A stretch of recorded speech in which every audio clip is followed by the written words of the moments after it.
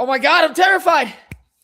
Well, I'm not terrified. It's just the fear of the sword, guys. And I had a little bit of fear inside me. Tony Pesta and Jackson Flickinger joining me tonight on a late night edition of the Ultimate Cavaliers show. No Jason Lloyd, so I called in the replacements. And I would say the upgrades in this instance. Tony, Jackson, it's been a while since I've had either of you guys on. Appreciate you coming back.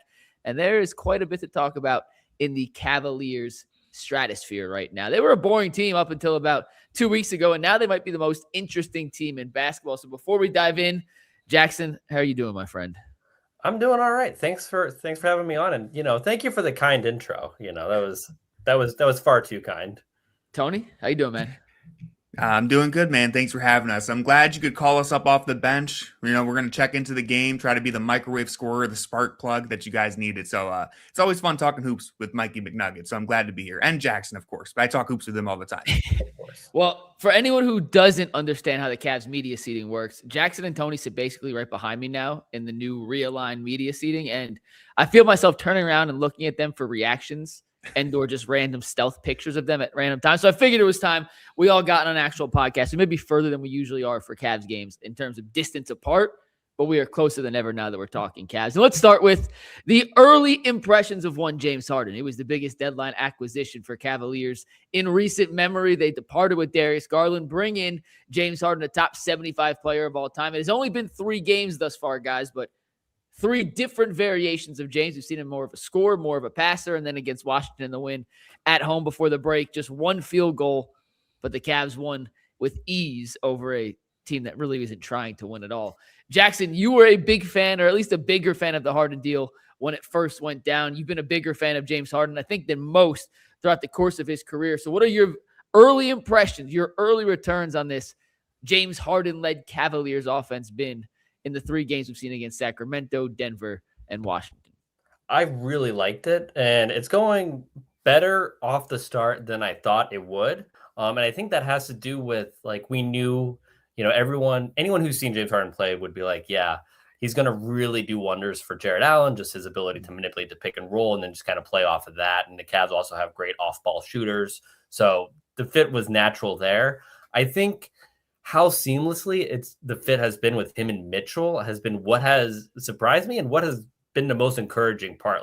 I go back to the end of that Nuggets game. It seemed like Mitchell and Harden, that was like their 50th time they were in a clutch situation. And it wasn't like your turn, my turn. It was like, no, James, initiate the offense and then we're all just going to work off of you. And it felt very natural. And it was just their second game and second clutch game, because I guess the Kings game was a little closer down the stretch than it should have been. But I thought that they really, the chemistry that they had off the jump, I think was really encouraging. And that's what's got me most excited, because how does this look after a couple practices? How does this look after a couple weeks? How does this look after what could be an easy first round playoff series? There's a high ceiling to this. And I think that I underestimated how well the Mitchell and Harden fit would be right off the jump.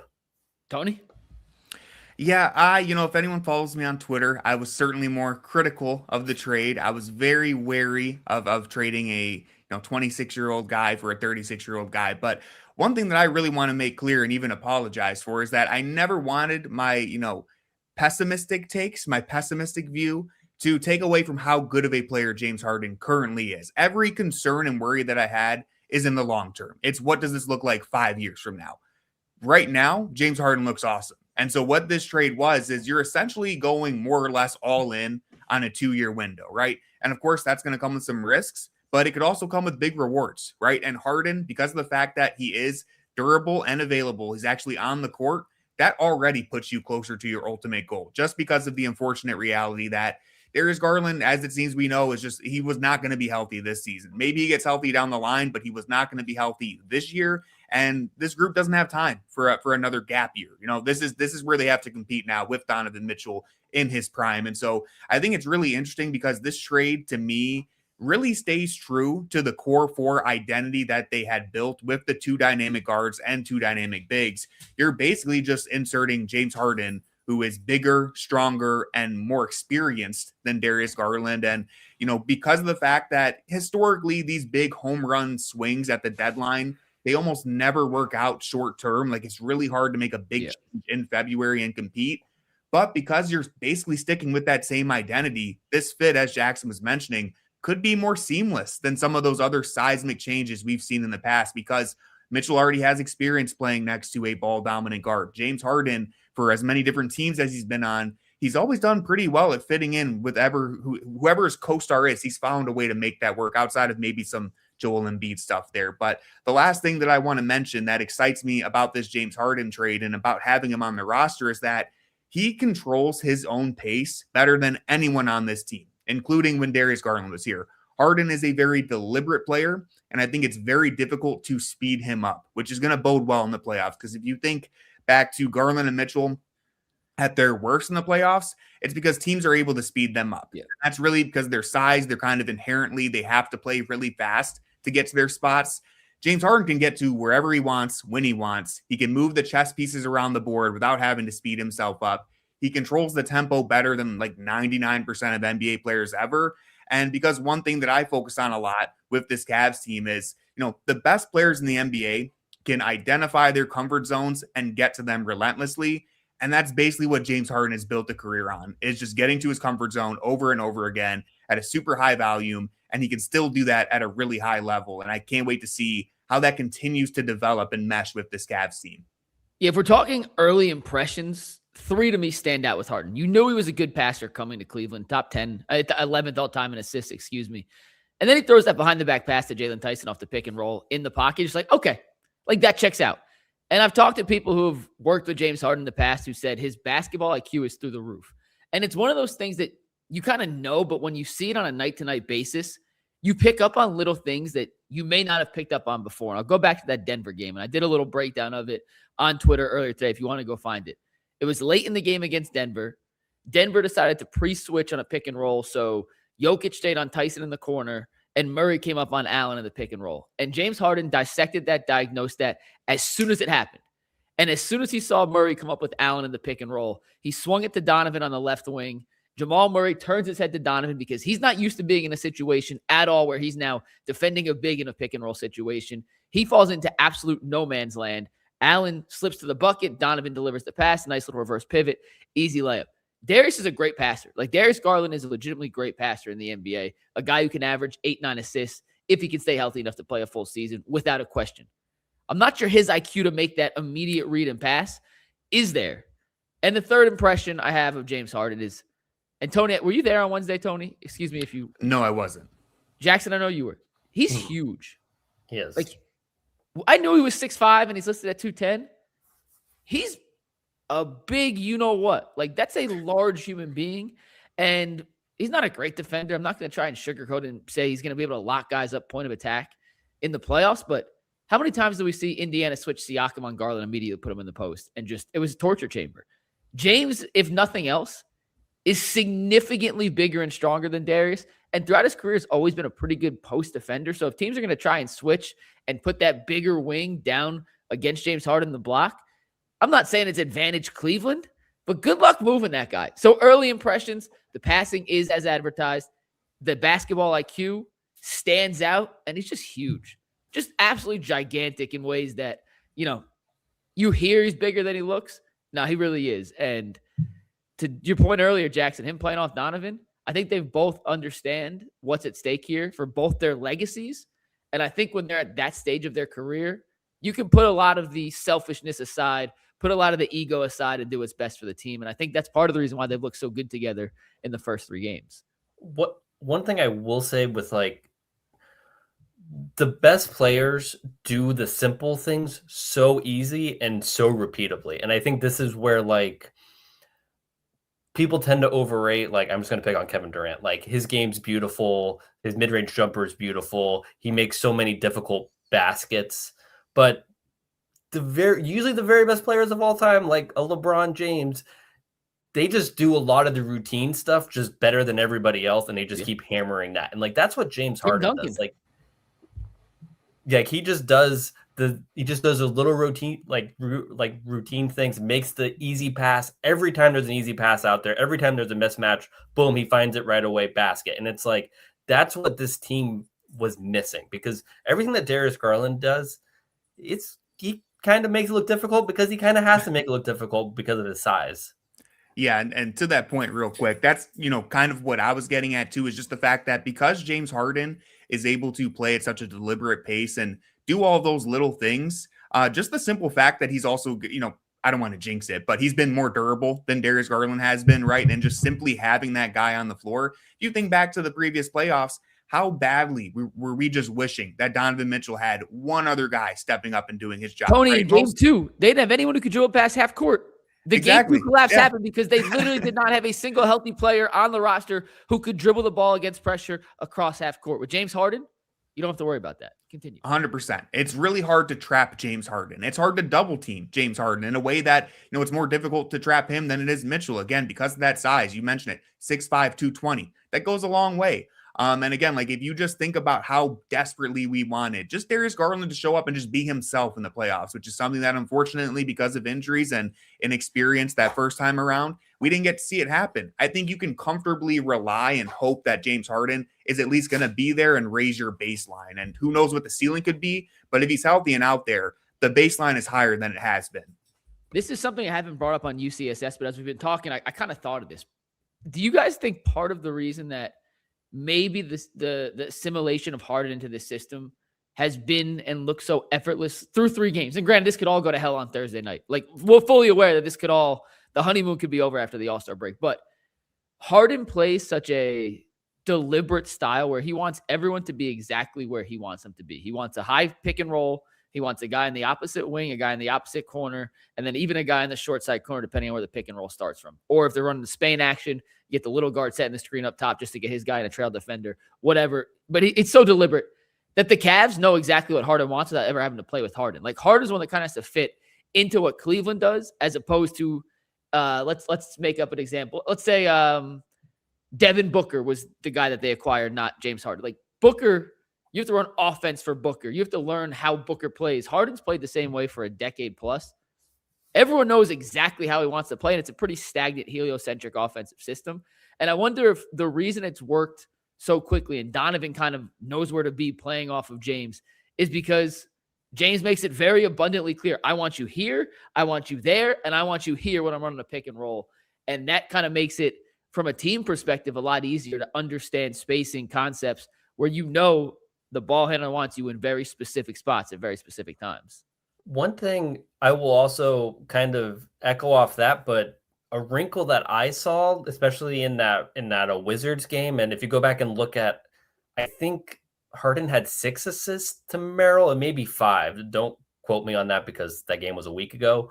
But they were doing some stuff where Harden was operating in kind of the high post wing area. Yes. And Sam is doing regular Sam Merrill stuff, and Harden's just I'm just going to hold the ball, and if Sam Merrill gets open, I'm going to give him the ball. And it's I'm interested to see can they integrate more of we want to be a motion-based offense, but can we just motion around James Harden and make it work that way? And then when James Harden is just operating the high pick and roll, just make the simple cuts and the simple reads that we normally would. And that's where I think that the assimilation could be even more seamless than we thought. To that point, and Tony, hold on one sec, because in the breakdown I did this morning, I highlighted one of those plays, Jackson. They ran almost 3 plays the Cavs did against Washington from that set, slightly different areas on the court where they fed it to Harden. But the very first play of the game, Merrill comes off a little down screen. They hit Harden they hit Allen for a post up. He scores. On an ATO, they hit Harden on the left side. They had Merrill who inbounded, comes past Harden, loops around. Jarrett Allen steps into a corner 3. And then they had another one where he started on technically the right elbow. Merrill comes off Harden. Allen then goes sets a screen for James. He hits a bounce pass on a backdoor to Merrill for a reverse layup. Had the defensive principles been a little more sound and Washington covered that back cut, it was flowing right into a pick and roll to the open side of the court with James Harden going to his left.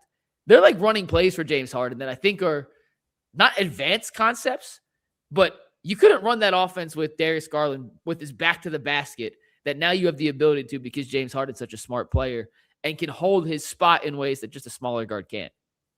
Yeah, and I mean, he just has the size to see over defenses, and we brought this up a little earlier. I believe Tony brought this up.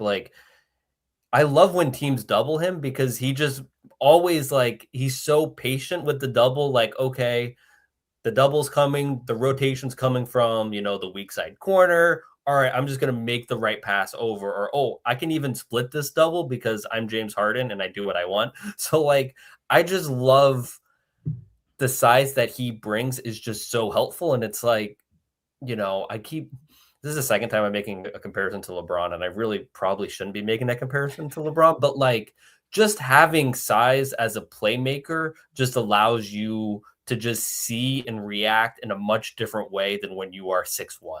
And that's what has made LeBron James good at 41 years old. That's why he can still average things like 7 or 8 assists a game, is because you have that size, and playmaking is just like, you just have so many more passes that you can make at that size. And if you're as skilled as James Harden, it's really tough to guard if you have an offensive system that works around you. Yeah, and I wanted to add on to what you guys are saying there, because I think what's really interesting about this kind of discussion about the two different styles that Harden brings versus what the Cavs have been known for, because when you think of the Cavs offense, especially from last year, when this team has been at their best, it's very Warriors-esque, right? Like it's constant ball movement, constant moving pieces, and James Harden doesn't really play like that, right? I'm not saying that he can't, but that's not what James Harden is known for. And so figuring out how you balance those two things and blend them is going to be really interesting to watch. But kind of to what the points that you guys were making right there is that, think earlier this season, right? The Cavs wanted to play that Warriors-esque style, but you kind of need guys who can break down the defense and get them into rotation to do that. James Harden can do that. And so if it's kind of a hybrid situation where you're kind of doing the James Harden system to start it, he's the on-ball creator who's initiating everything and getting the defense to collapse and rotate. And then from there, you get into your Warrior-style ball movement where it's connective playmaking and everything just falls into place. I mean, that could be elite. That's the vision right there, is that James Harden's the one who's starting it off, and that gets you into your, the best offense that we've seen from them flowing out of that. Like those two systems blending together is the exact vision and dream that you have for this team. And Harden also generates open shots for shooters. And the way Jalen Tyson and Sam Merrill have shot of late, the way Donovan, his shooting from beyond the arc, if you can get solid contributions from those guys and then a little more from beyond the arc from the Dean Wade, and when Evan Mobley comes back, we'll talk about in 1 second, if he can start making threes, the spacing on the court could be absolutely diabolical, and good luck trying to stop all the options if everyone on Cleveland is hitting threes. Guys, quick reminder that the Cleveland Monsters have a few home games left this season, just like the Cleveland Charge. Head over to clevelandmonsters.com, clevelandcharge.com for all your local tickets. It is family fun for everyone at affordable prices. clevelandmonsters.com, clevelandcharge.com for all your ticketing needs. All right, guys, we talked about the backcourt. Let's talk about the front court. We've seen Jarrett Allen and James Harden already form a dynamic duo in the pick and roll. Every big man, rim running at least, that has played with James Harden seems to maximize their abilities playing alongside the Beard. It'll be interesting to see what happens when Evan Mobley returns from his calf injury. Harden's never traditionally played, never really played with two big lineups. He wants the floor as spaced as possible to operate the pick and roll. So, Tony, when Evan Mobley comes back, we know he's going to play. He's arguably, and I would actually say not arguably, but some would argue that he's not the Cavs' third best player. I think he's pretty definitively the Cavs' third best player. But, Tony, when Mobley comes back, how do you foresee Kenny Atkinson utilizing these two big lineups to maximize the abilities of both Jarrett Allen and Evan Mobley without taking away the necessary space for their guards to create? Yeah, I think the good thing about this pairing is that up to this point, for the most part, the spacing really hasn't been as big of an issue as you kind of would always have assumed on paper. Like, it's always worked better than you'd think. And as we just spent the first 17 minutes talking about how brilliant of a playmaker and genius of an offensive creator as James Harden is, like, I trust him that he'll probably figure it out because, yes, you have two bigs next to you, but these aren't two slow-footed, non-skilled bigs, right? Like, we've already seen how dominant Jarrett Allen looks when James Harden's feeding him. I'd imagine Evan Mobley's going to get a lot of those same benefits. And I think the biggest benefit that should, help Mobley the most is that I think with James Harden's playmaking, it's going to simplify Mobley's role, and it's going to kind of force him to be decisive, because we've seen Evan Mobley get faded out of the offense. We've seen him be passive. We've seen him feel like he's not involved. If James Harden's dishing it to him and getting him going to the basket multiple times a game, like that's just going to force him to play to his strengths, right? It's harder to feel like he's not involved in the offense when someone like James Harden is constantly looking for him. And so we've seen that when Mobley is getting the ball going downhill, he's elite at finishing above the rim, around defenders. He has great footwork. And really what it comes down to is the decisiveness, right? And if you're catching the ball and your role is simplified and all you got to do is either go up with the shot or pass out of it, which again, we've seen Mobley consistently grow as a playmaker too, to where I feel confident that if he gets the ball in the short roll, he's either going to score, pass to the dunker spot, or spray the ball to the corner. And if he's able to do all of that, then I think that pairing right there should be super fun. And I also want to mention quickly that before Mobley went down with the latest calf injury, he was really finding his groove. I know some people might feel super disappointed with how the season started, but for the last 2 or 3 weeks, Mobley had a couple games where he was bordering on a triple-double. He's getting like 3 or 4 blocks a game. And most importantly, it felt like to me that he was just dominating teams on the inside and playing with a confidence and aggression that we saw for a lot of last season. And it looked like he was showing that again and maybe even more polished this season before the injury. So if we're able to get back to that with the benefits that James Harden can give to him, this team suddenly has a really good chance of being in the NBA Finals. I think it's going to come down to how decisive Mobley actually is. And I think that, Mike, you just played a couple clips there of Mobley in the short roll. In those clips you had like Garland was a double teamed. Mobley kind of caught the ball and then found Allen for like this alley-oop against the Thunder. Harden is a walking like mismatch creator. I think that's what he kind of does best, where like he always brings 2 to the ball. He always kind of gets you off balance. And if Mobley is going to take advantage of those situations, he really has to be decisive, like 1 dribble pass, 1 dribble shoot, 1 dribble, whatever. So I think if he's doing that, this can work. But if he's not doing that, that's when it becomes tricky, because the 3-point shot hasn't been what it was last year. And I think I'm kind of losing faith in that 3-point shot. And if that's the role he kind of has to be, then I think you're going to see a lot of closing lineups that feature only one of Mobley and Allen. And if that's happening, I don't think this team is reaching their ceiling. So it really comes down to Mobley and just sort of like, can he take advantage of these little mismatches that Harden creates? I'm aligned more with Jackson here, and I think Mobley's capable. And I want to make this very abundantly clear. Mobley in the short roll in the past has been a good passer. He has been. But I think just based off the spacing you're going to need to operate some of these high pick and rolls, Allen's going to be in the dunker spot because he doesn't provide spacing otherwise. So Mobley's going to be in these short roll situations, and he's going to have half a second to catch a pocket pass from James Harden, read the defense, and make a decision. And that decision could either be everyone's collapsed. Where's my open shooter in the corner? Which corner is it? Has the opposite big stepped up? If they have, alley-oop to Jarrett Allen or dump the ball to Allen. And if everyone stays back, I go downhill and attack. Those decisions, all those reads happen like this, literally in half a second. And if he can get comfortable enough in the next 27 games, assuming he plays on Thursday, 25, whatever the number may be, to make those decisions and make the right decision consistently enough, I do think you can play those two together and be efficient offensively, especially because that means the 2 guys that you have in the corners are Donovan Mitchell Donovan's one, and then Sam or Jalen Tyson in the other. Like 2 terrific corner shooters. The spacing should be there. It's will Mobley make the right decision enough?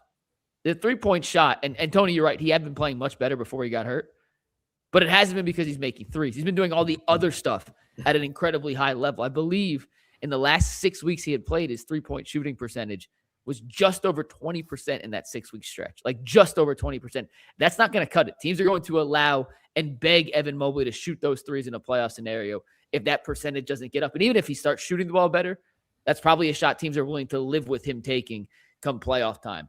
It's all going to come down, in my opinion, to can Mobley catch in the short roll and make those decisions quickly enough and make the right decision frequently enough to justify him being in there, because you're going to need the 2 bigs defensively to counteract some of the point of attack defense that James Harden doesn't bring to the table, that Donovan Mitchell doesn't bring to the table.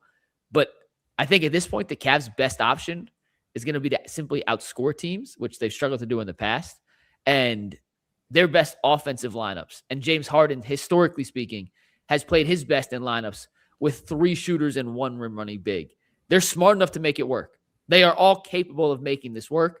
I just kind of need to see proof of concept before I fully buy into the idea of those two working out together. Yeah, and I think that's fair. And I agree with both you and Jackson on all the concerns there. I guess the only thing that I would add to that is that maybe all of those concerns, or at least most of them, would basically have been the same. Like, even if Darius Garland was still here, for example, like if Evan Mobley isn't going to be decisive and aggressive, Cavs aren't getting where they need to go. That's just a simple reality. 100% right, by the way, Tony. That doesn't change with Harden to Garland. That is a Evan Mobley question. It's just the spacing's now a little different with the swapping point guard. Yeah, the difference in dynamic between the way Harden and Garland plays does shift a little bit to where what Evan Mobley is going to be doing. I think simplifying it should make it better for him, but it is true, right? Like if you get into the playoffs and Evan Mobley is still a 20% 3-point shooter, teams are just going to start ignoring him out there. The paint, it's going to get packed very quickly. And so there's some problem solving that they're going to have to do. I do think that, like, if it comes down to a situation where maybe in a particular series, Evan Mobley doesn't have the shot going and you got to close with 1 big on the floor, they can still make that work. And if it's a series where, because, we've seen it, you can have outlier shooting performances. Maybe Mobley's shooting 40% one series and you can play both bigs. A lot of this comes down to luck, 3-point variance. With Mobley, I don't want to say it's just luck with 3-point variance with Mobley, because, like, obviously there's certain players you give that pass to. Mobley hasn't proven to be consistent enough to get that pass, but what I'm coming down to with the lineup decisions, I'm saying, is like it could come down to, hey, does Mobley have it throughout this 7-game stretch? If he doesn't, things could get difficult really quickly. And obviously with James Harden in place of where Darius Garland was, there is a little bit more pressure on Mobley to space the floor. I do think last season's important. We've seen that he can space the floor. This year's been much worse, but at least having that sample from last season makes me feel a little bit more encouraged that, as you were saying, Mikey, they could pull this off, right? Like, all the pieces are there for them to make this work. It's just going to come down to whether or not they can actually make them fit. Let me ask you both a question. Do we envision a scenario, because we know Kenny likes to close small, especially if the team's behind. Are we sure that Evan Mobley is the best center among the two to close with a James Harden lineup? No, I'm not. Yeah, we have to see it happen. We have to see how their chemistry plays out, right? Because obviously Jarrett Allen with the straight line rolls to the rim makes more sense next to Harden. On the other hand, Jarrett Allen's a good defender. Evan Mobley's like an all-world defender. So it could be, depending on the game and the situation, who gets that closing position there. And that's how it should be, right? Whoever earns it that game or throughout the next 27 games, like, whoever earns it should get it. It shouldn't go off based off, Evan Mobley is the all-star, all-NBA player. Like, no, whoever deserves that spot, I hope will get it. And I'm kind of curious too, when Jarrett Allen in the last 3 weeks, I guess, the last 7 games for the All-Star break, he always plays better when it's just one big. Like, he's just more aggressive, and it's a mindset thing. It's a mentality thing. The numbers all bear it out. He even says he feels like he has to do more after the 40-point game against Portland. He has to play with that same aggression and assertiveness and decisiveness, whether or not Evan Mobley's in uniform or not. And I think if you get that version of Jarrett Allen, I think there's a case to be made that matchup dependent is who you close with one big. Previous versions of Jarrett Allen, who has sometimes been way more engaged than others, then I lean towards Mobley. But Jackson, to your point, I don't think there's a clear-cut definitive it's definitely Evan Mobley anymore. I genuinely don't believe that's the case. And that is sort of a problem if you're paying Evan Mobley $45 million. But that's an off-season play out conversation. first Before we call it a problem. It could be a problem, or he could be awesome. Yeah, I mean, I just want to point it out now that it could be a problem if your best lineups don't include Evan Mobley, a max player. Yeah. I would assume, just to defend Mobley a little bit, I would assume the best lineup is going to end up being Evan Mobley, just strictly off the fact that, and I love Jarrett Allen, Evan Mobley is and should be a better player than Jarrett Allen. So I'd imagine that works out. But maybe it doesn't. And then, it's fair to bring up the concern. But maybe not a better fit, because James Harden needs somebody who can actually set a screen and is actually going to stand there, absorb the screen, and then finish. That is actually a terrific point that we probably haven't talked enough about. Like, Evan Mobley, if he's going to be the one big, has to improve as a screen setter. And right now, there's no comparison. And there's no debate. The 3 best screeners on the Cavs, in my opinion, right now, Jarrett Allen, Thomas Bryant, and Jalen Tyson. Mm-hmm. Evan Mobley's not one of the I'd throw Max Strus in there as an honorable mention, just as far as like hasn't played this players. year. hasn't played this year, but Max Strus is a good screen share too. All right, guys, we said we go 30 minutes. We're at the 30-minute mark. We're some quick hitters, okay? 30 seconds or less. I got 3 questions. We'll go around the horn. Tony, if everybody's healthy, who is the starting 3 for the Cavaliers in game 1 of the playoffs? I hate that you asked me this because I've been going back and forth a million times in my head. I feel like it's coming down to Jalen Tyson or Max Strus. The fact that Max Strus hasn't played all season makes it tough for me to say it's going to be him. So for now, I'll go with Jalen Tyson, though I wouldn't be surprised if Max Strus, if he ever plays, gets that spot back. Jackson? Should be Dean Wade. Like, I think that as much as I would want it to be Dean, I feel like we keep convincing ourselves of this. I think that the optionality on defense, if you have James Harden and Donovan Mitchell, you should be able to carry your offense. Yeah. And Dean Wade, Evan Mobley, Jarrett Allen, and then throw in a bigger Harden that's super switchable. Like, that's really fun defensive lineup. Yeah. It should be Dean Wade if he can make shots. It's a gigantic if in a playoff series, if that'll happen. Yeah. If not, I think Strus if he's healthy, just because I like Tyson more in the second unit where you can actually utilize some of his other skills other than shooting more than just kind of being a spot-up guy in the corner alongside Don and James Harden. Jackson, are the Cavs the favorites to win the Eastern Conference now after acquiring James Harden? I think they should be. I think that they match up better with the Knicks and the Pistons because of this trade. I know that we kind of talked about how some of these Evan Mobley questions would need to be the same regardless of who's point guard, but they just match up really good against those teams, I think. And based off that, I think that they should be. I have some questions about the Celtics matchup, but I would say they are the favorites. Yeah. Yeah, I mean, we're biased, obviously, but I would say they should be the favorites. They'll have to prove it over the next 27 games. Of course, when you actually get to the playoffs, you have to prove it. But to me, the reason why I'm giving them some benefit of the doubt for how the season started is because if you think about what led to their struggles early on, it was injuries, it was poor three-point shooting, and it was effort. Lately, they've played with more effort. They've gotten back into being a top 10 three-point shooting team over the last few weeks, and they're getting healthier with the addition of a new all-star. Like that, to me, I'm assuming the next 27 games are going to continue this trend to where I feel comfortable saying they're the favorites in the Eastern Conference. It is crazy that Detroit has the best win percentage in the entire NBA. They have fewer losses than the Oklahoma City Thunder, and yet I'm sitting up here saying the Cavs should make the Eastern Conference Finals. Should make the NBA Finals as representatives for the Eastern Conference. I just don't trust Detroit, who hasn't had enough playoff bruises and scarring yet. And I'll just question with Detroit. We know Cade Cunningham's an elite player. Who else is going to score when you really need a bucket? We'll find out. Last but not least here, and Jackson, start us off on this one. From now till the end of the season, so ignore everything that's happened beforehand, who will shoot a higher three-point percentage in the final 27 games for Cleveland? Jalen Tyson or Sam Merrill? As it stands right now, Jalen Tyson is 47.5% from beyond the arc. Sam Merrill is 47.2%. From now on to the end of the season, who will end up with a higher three-point percentage, Sam or Jalen? Sam, just because I think that Harden's just going to make life a whole lot easier for Sam Merrill. Fair enough. I predicted an original take that I had at the start of the year was that Sam Merrill could hit 300 threes this season. Unfortunately, he got injured, so we don't know if that would have been possible. Seems like it could have happened. So I'm just going to stick with it. I'll pick Sam Merrill, the legend.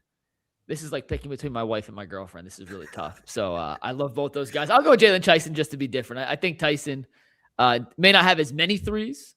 Obviously, Sam takes 7.5 per game, Tyson at 4.5. But I think from a percentage standpoint, Jalen, every time he misses, I'm surprised he misses at this point. Like every time he shoots it, I expect it to go in. And with that, I think it'll be close, but give me Jalen Tyson. Last but not least, Tony, what's the next movie you're watching? And Jackson, I have a specific question for you next as well. Oh, no.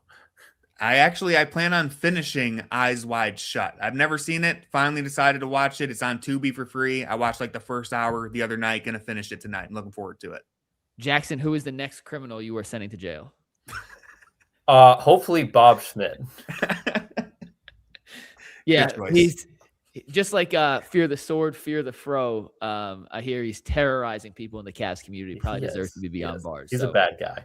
Yeah, terrible. Bob, we can't stand you, and you were just a disgrace. No, I'm just kidding. We love Bob. We do love Bob. Maybe not. But he does still belong in jail. He does. All right, Tony Jackson. If you don't follow them on Twitter, you should follow them. It's at Tony_Pesta. And I believe it's at Jax Flickinger. He Yes. doesn't have it on the screen, but I believe I have his Twitter handle memorized. They're the boys that run the Fear the Sword blog. It's part of the SB Nation Cavaliers coverage. It is a terrific website. They give out grades after every game. Jackson has a certain number of stats per game that he does on most nights that are quite useful to understanding what happened. If you don't follow them and the blog, I highly recommend doing so for all your Cavaliers takes. Tony, Jackson, appreciate you hopping on, talking some Cavs tonight, and I will see you guys on Thursday at Rocket Arena when the Cavs take on the Brooklyn Nets at 7 p.m. to start their fake second half of the season. For Tony, for Jackson, I'm McNuggets. Peace and go Cavs.